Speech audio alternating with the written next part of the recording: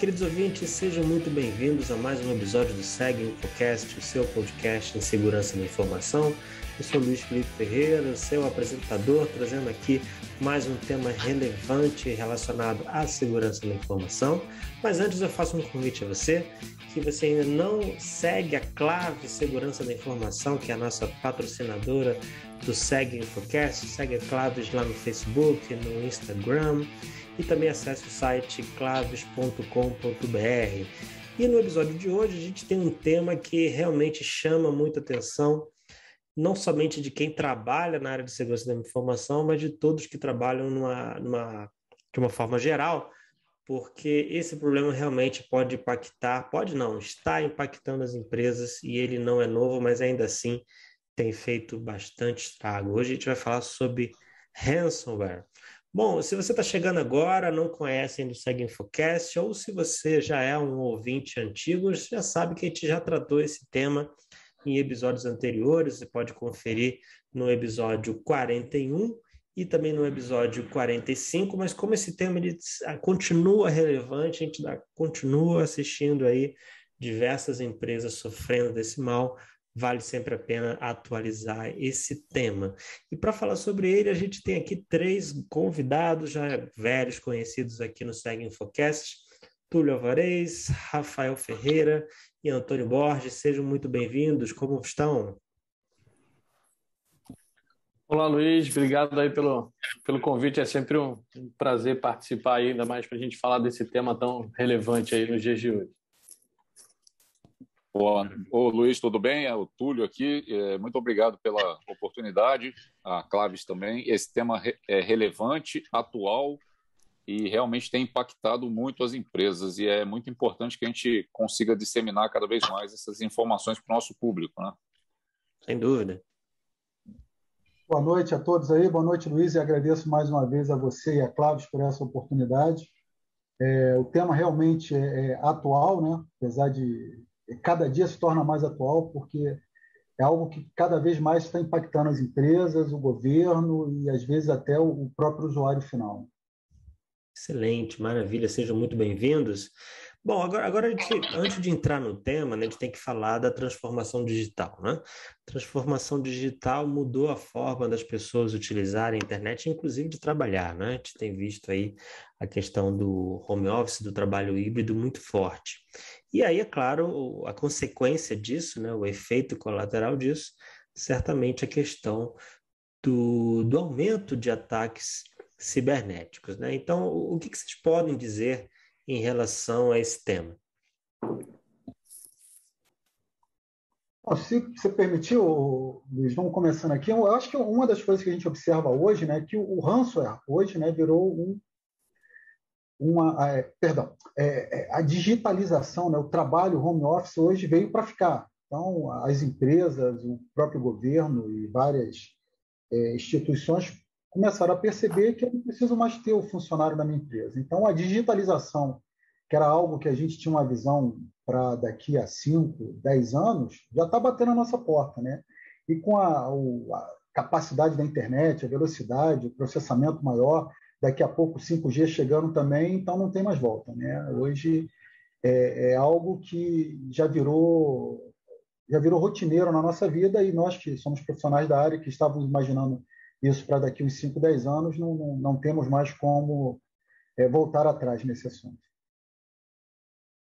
Um ponto só, complementando aí o que o Borges falou, nessa questão da transformação digital, ela aumenta muito a superfície, né, que os atacantes possuem para atingir as empresas, né? Você não tem mais o conceito de perímetro, quando tem muito pouco, né? Então você tem mais superfície para ataque, somado isso ao aumento que vem acontecendo das grandes concentrações de informação, né?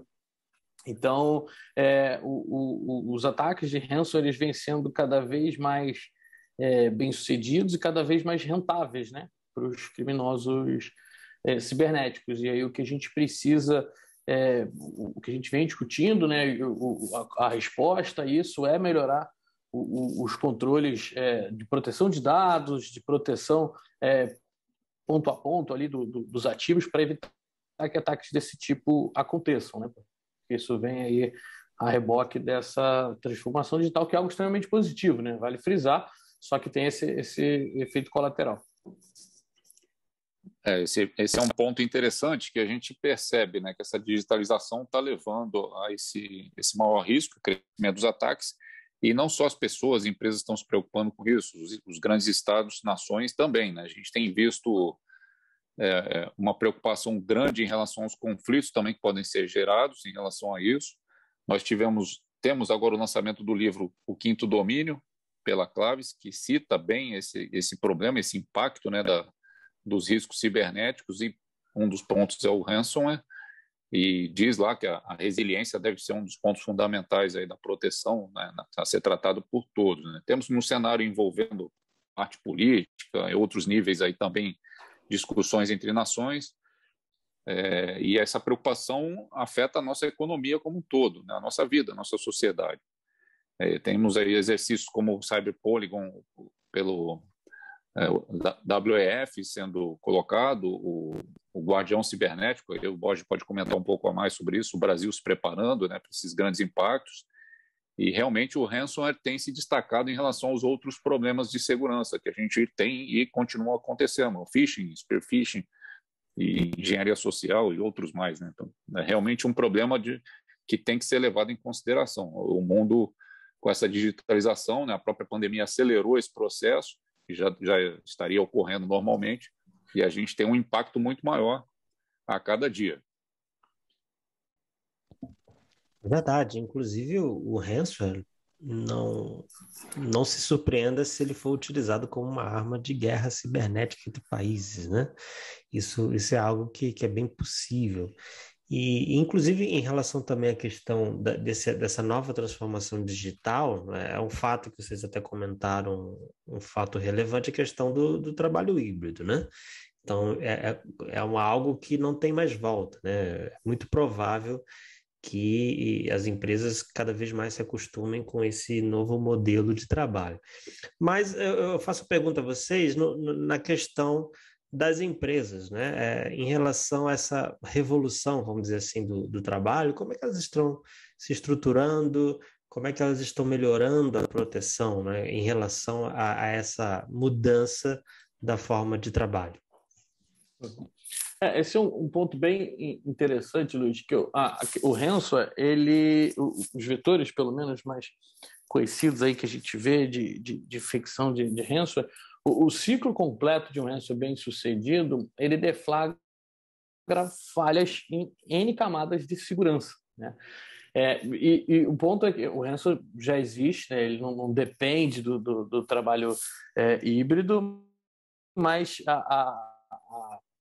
essa revolução que aconteceu de ir para home office, da questão de muita coisa perder a questão de perímetro e tal, acabou não favorecendo, mas, como eu falei, aumentou a superfície, né? E a proteção contra isso, a forma como você se protege de ataques desse tipo, é exatamente essa implementação de uma segurança robusta em várias camadas, né? Vou citar um exemplo, um fluxo canônico aqui, só para exemplificar, né? Então, suponha que o vetor de infecção do ransomware foi um usuário clicando no link malicioso que chegou por um e-mail, por um phishing e tal.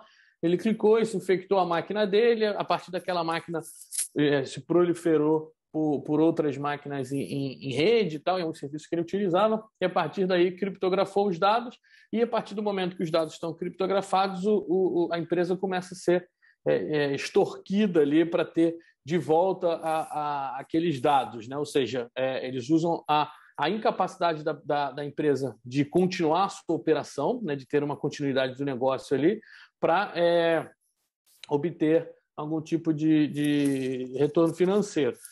Dado esse cenário, olha a quantidade de camadas que passou, né? Então, por exemplo, o próprio usuário clicar num link malicioso, você tem a abordagem da conscientização de segurança para ele conseguir reconhecer aquele link ali como malicioso.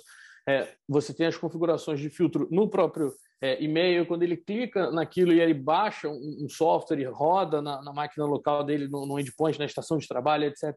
Você tem a proteção de endpoint, que deveria prevê isso. Na maioria dos casos, esse clique ele faz, na verdade, um callback, uma chamada para a internet para conseguir obter o software ou para fazer algum tipo de interação com alguma central de comando e controle. Você deveria pegar isso em algum monitoramento de conexão, monitoramento de comportamento do usuário. A partir do momento que ele se prolifera na rede, isso é um comportamento anômalo que também deveria ser identificado.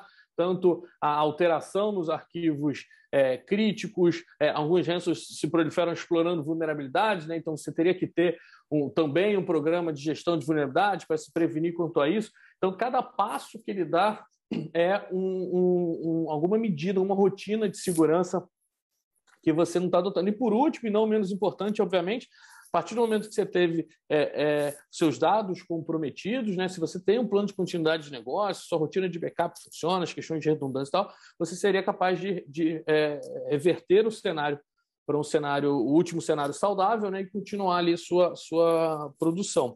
Então, o ransomware ele entra para mostrar que você precisa, sim, desse assessment de segurança, né, dessa visão de segurança em profundidade, em todas as camadas. Não existe uma chave, uma bala de prata, né? Já é até uma frase bem típica de segurança, né? Que não dá para você virar uma chavinha e achar que está seguro, né? São várias camadas, várias abordagens, várias iniciativas de segurança que fazem com que você eleve o seu nível de maturidade de segurança para aí sim você ter resistência e resiliência contra esse tipo de ataque.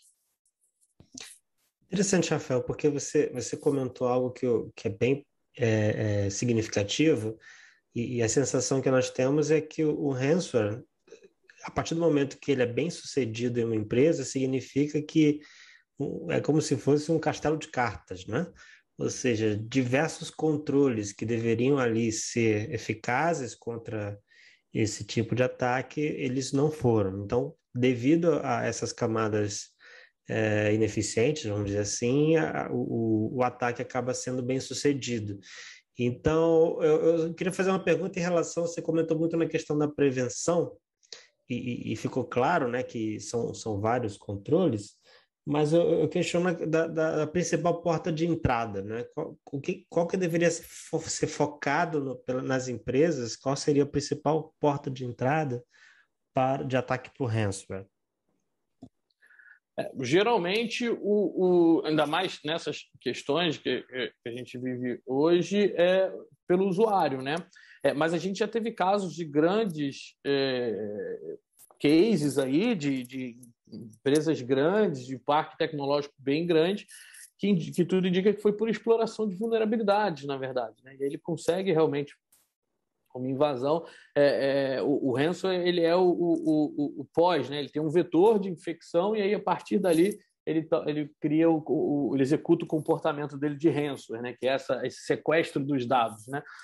Então, o que a gente tem visto muito são ataques direcionados a usuários, né? Questões de engenharia social e etc., para tentar acesso, mas a gente também tem visto os ataques extremamente corporativos, como foram alguns casos que foram para a mídia, inclusive, em cima de ambientes industriais, de infraestruturas críticas e tal, onde o ransomware teve acesso a máquinas de automação, de sistemas industriais. Então, isso mostra outros controles ainda diferentes dos que eu citei, né? A questão de isolamento, a questão de air gap, enfim. Então, tem uma série de medidas de segurança, mas os vetores, eles variam muito, geralmente em cima do usuário, né? E, em alguns casos, também em cima de exploração de vulnerabilidade. Olha que interessante, né? Então, o fato não somente do usuário, que continua sendo talvez um dos principais vetores, mas também próprias vulnerabilidades expostas, né? Ou seja, nem sempre é o usuário, talvez seja grande parte dos vetores, mas também as vulnerabilidades aí são protagonistas, né? Perfeito, Rafael. Uma coisa que Luiz Felipe, uma coisa que é interessante hoje, e que já é fato, né? É que o ransomware virou um negócio lucrativo há muito tempo. E ela gera milhares de notas de resgate a serem pagas para os cybercriminosos. Então, hoje, é um negócio lucrativo, né? Então, nós temos o ransomware como serviço, né? Então, e os criminosos estão empreendendo em cima disso. Então, eles estão a cada vez mais procurando formas de ganhar mais e mais dinheiro. E isso cada vez mais vai impactando nas organizações, né? A gente fala do fator humano também, da engenharia social, a gente vê algumas reportagens que eles estão cooptando pessoas dentro de empresas para incluírem o ransomware dentro dessa empresa. Então, eles dão um determinado valor para que a pessoa infecte a própria empresa, né? Então, é algo que realmente já é espantoso, né? Uma coisa que eu estava conversando com o Túlio antes, né? Que algo que eu percebo hoje, é uma visão minha, né? É que estamos tendo a materialização dos nossos maiores temores, né? A gente que trabalha com segurança da informação, os nossos maiores temores eram invasão, eram um serviço parado, mas o ransomware hoje ele materializa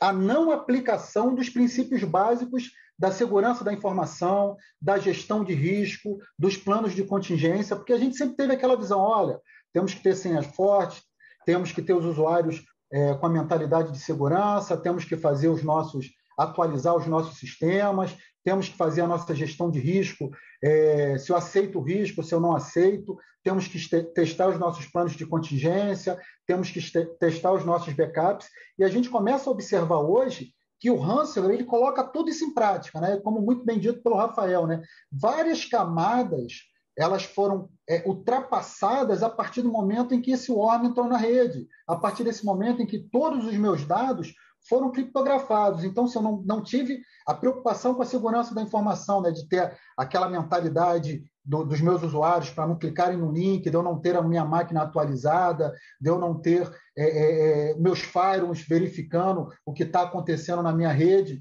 se eu não fiz uma gestão de risco para isso, se eu não tive um plano de contingência, e aí muito bem citado pelo Túlio, né, aí no quinto domínio, né, se eu não tive a resiliência, né, se eu não estava preparado para conter esse meu ataque, as empresas gastam fortunas para poder ter os seus dados de volta, né? Então, realmente, a gente começa a perceber que hoje o ransomware é algo lucrativo, né? E os cybercriminosos estão trabalhando muito em cima disso.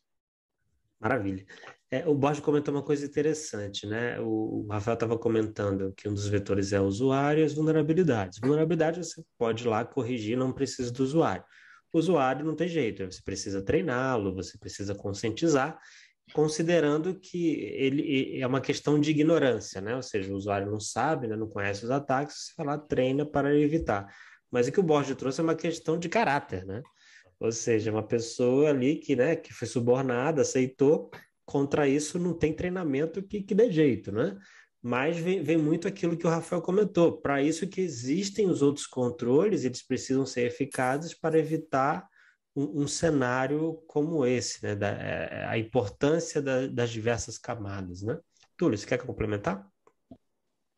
Sim, sim. O Rafael comentou bem logo na abertura, né, desse Seg Infocast que a gente teve uma mudança na arquitetura de segurança, né? Então, aquela parte do perímetro já não existe mais. Aquele perímetro que a gente conhecia, perímetro da rede e tudo mais. Agora, realmente, a superfície de ataque se expandiu de uma tal maneira que tem que ser mudada, tem que ser modificada essa parte da segurança, a arquitetura em si, né? Aí o Rafael pode me ajudar melhor. Aquela arquitetura que você tem que construir não confiando em nada e nem ninguém, e sempre verificar se aquilo que está previsto está ocorrendo corretamente, né? Lógico que a prevenção é o melhor remédio, a gente já sabe disso, quanto mais treinar o pessoal, melhor. Só que a gente tem uma mudança também aí interessante, que a gente se preocupava muito em evitar o risco, evitar. Agora a gente também tem que se preocupar até mais em como resolver o problema que já ocorreu. Ou seja, o backup agora é fundamental. Isso eu não tenho dúvida, e a gente tem visto que não pode ser negligenciado de hipótese alguma, né? Não só fazer o backup, mas testar o backup, estar com ele ok, porque isso é fundamental para manter a empresa em pé, né? Num caso de ransomware, de um ataque desse tipo. A gente tem visto isso aí ocorrer no dia a dia. Rafael, você quer complementar? Só um comentário que é o que a gente já falou em outras oportunidades, mas a balança de segurança tem dessas, né? Você, para se proteger, você precisa pensar em todos os vetores possíveis e tomar as devidas medidas de proteção. O atacante ele só precisa achar um que funcione, que ele já consegue cumprir o objetivo dele. E isso deflagra isso, né? Porque a gente precisa se preocupar com todos os vetores, todos os possíveis vetores. Os vetores de ataque já conhecidos podem ser vetores de entradas de ransom. E teve outros vetores que agora estão aparecendo, não necessariamente aparecendo, mas aumentando sua probabilidade por conta das peculiaridades do momento atual. Mas o direcionamento de segurança já vem caminhando para isso de Zero Trust, né? Que é você validar tudo, enfim, você trabalhar com evitar explorações de relações de confiança, né? É verdade. E eu faço uma pergunta para vocês já trouxeram aí diversas sugestões, né, para as empresas, mas pensando ainda, né, nessa questão do ransomware, parece estar claro que não é se você vai ser infectado ou se você vai sofrer esse ataque, mas quando você vai sofrer esse ataque. Então, quais seriam os passos, então, que vocês recomendam para que as empresas estejam ali minimamente preparadas para quando acontecer esse problema, né? O ransom é quase como se fosse o 11 de setembro da segurança da informação para a empresa, né? Então, o que vocês poderiam citar como outras sugestões para as empresas? Eu acho que a abordagem ela precisa ser, como eu comentei, né, bem aprofundada, né?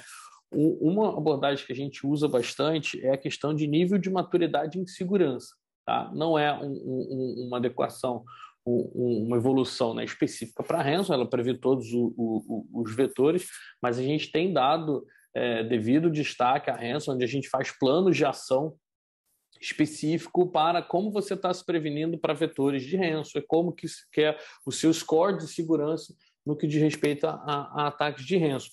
Mas numa visão mais geral, o que a gente faz é uma jornada de adequação para a evolução do nível de maturidade de segurança. Então a gente levanta quais são os controles de segurança que estão implementados, né? O que estão, o que não estão.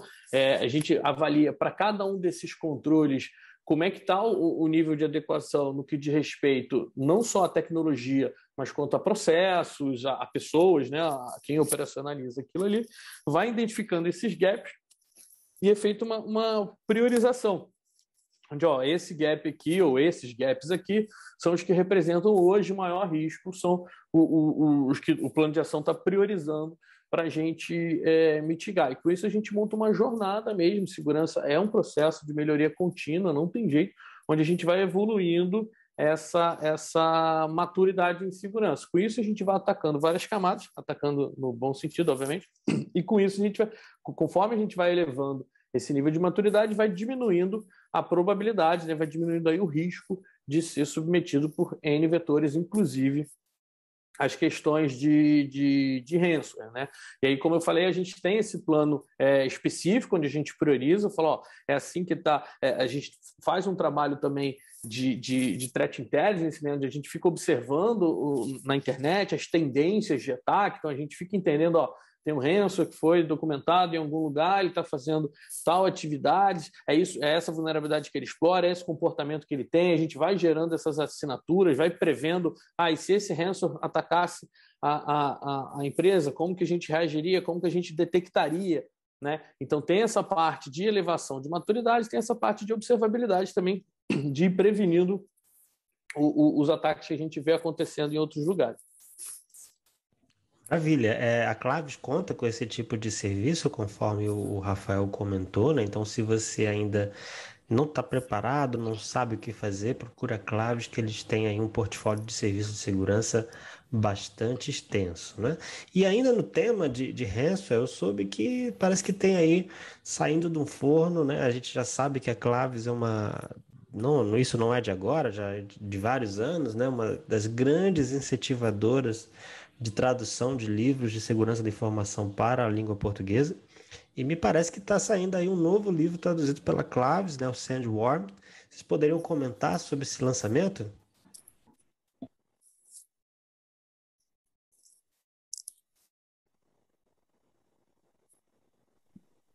Ô, Luiz, realmente Oi. mais um livro aí que vai contar com apoio da Claves, para tradução no português. É um livro interessante que traz esse tema praticamente abordando em vários capítulos, né, a parte técnica do ransomware. Ele conta ali uma série de ataques que ocorreram já na nossa história, WannaCry, NotPetya e vários outros ali que são comentados no livro. E esse impacto das ações, não só nas empresas que acabam sofrendo, né, algum dano colateral, mas também em ações cibernéticas de desestabilização de estados. Então, esse livro traz esse escopo de influência das nações e o efeito colateral saindo aí para afetar as grandes empresas. A gente tem casos reais que ocorreram recentemente e o livro aborda muitos deles. Então, é bem interessante, é uma leitura bem recomendável e caiu como uma luva para esse tema, que ela aborda exatamente essa parte técnica de ataques realizados por grupos de criminosos que supostamente foram patrocinados pela Rússia. Então, daqui a pouco está saindo. A gente ainda não tem a data, mas fiquem atentos ao nosso blog, né, o portal SegInfo, e logo mais traremos mais informações aí para todos. E é importante complementar a importância desse tema, né? Porque o impacto de um ransomware na empresa, ele vai além da parada das operações, né? Da indisponibilidade das informações, ele também tem um impacto de imagem, e agora tem a questão da LGPD também, né? Que dependendo do que acontecer, pode ser que isso se converta em multas, né? Advertências, etc. Então, mais um motivo para você que está nos ouvindo procurar estar informado sobre o tema, né? E para a gente fechar o nosso SegInfoCast, se eu quiser saber mais informações, mais detalhes para proteger a minha empresa desses ataques, como é que eu faço? O que é que vocês sugerem? A gente costuma deixar bastante links relacionados na própria página do SegInfo, né? Não só links como notícias, artigos. Então, a gente vem acompanhando o que está acontecendo, a gente posta os últimos cases aí que teve de ransomware. Uma estatística que é bastante interessante é você ver a evolução dos valores envolvidos, né? A curva de crescimento dos valores pedidos, né, de resgate, digamos assim, do ransomware e dos valores pagos é realmente assustadora, né? E apesar de tudo que a gente falou aqui, das questões de transformação digital e etc., o ransomware hoje ele é uma ameaça extremamente relevante, extremamente rentável, porque ele funciona, né? Então, na verdade, o que tem que ser feito é essa elevação do nível de maturidade para que as empresas cada vez mais estejam protegidas, o ambiente digital cada vez mais confiável e estar antenado aí no que está acontecendo, as novas formas, novos vetores, é sempre importante. Por isso que a gente faz questão de fazer essas divulgações lá no SegInfo, de notícias e artigos relacionados. Se quiser saber mais, é só ficar ligado lá no blog, tem bastante coisa interessante. Maravilha, seguinfo.com.br, inclusive também nas redes sociais da Claves, tanto no Facebook quanto no Instagram, Twitter, para você se manter informado aí das últimas notícias relacionadas à segurança da informação.